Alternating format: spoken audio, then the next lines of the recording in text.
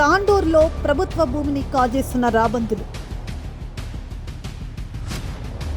పట్టణ నడిబొడ్డులో కోట్ల విలువైన భూమి దర్జాగా కబ్జా.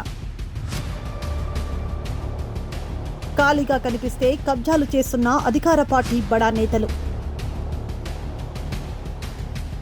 వివిహెచ్ఎస్ స్కూల్ ముసుగులో అక్రమ నిర్మాణాలు. సర్వే నంబర్ 111 ప్రభుత్వ భూమే అని తేల్చిన రెవెన్యూ అధికారులు. ప్రభుత్వ భూమి అని పెట్టిన బోర్డు మాయం. లోపల స్కూల్ గదులు, బయట కమర్షియల్ కాంప్లెక్స్లు. కోర్టు కేసు ఉన్నా పనులు ఎందుకు ఆగడం లేదు? ప్రభుత్వ భూమి కబ్జా అవుతుంటే అధికారుల ఎందుకు మౌనం?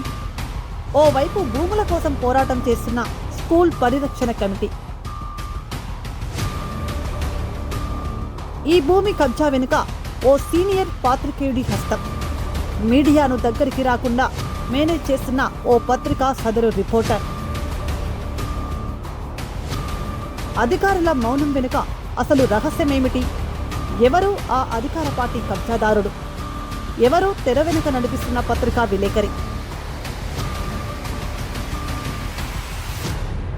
కబ్జా కోరల్లో వివిహెచ్ఎస్ స్కూల్ భూములు త్వరలో మీ ముందుకు.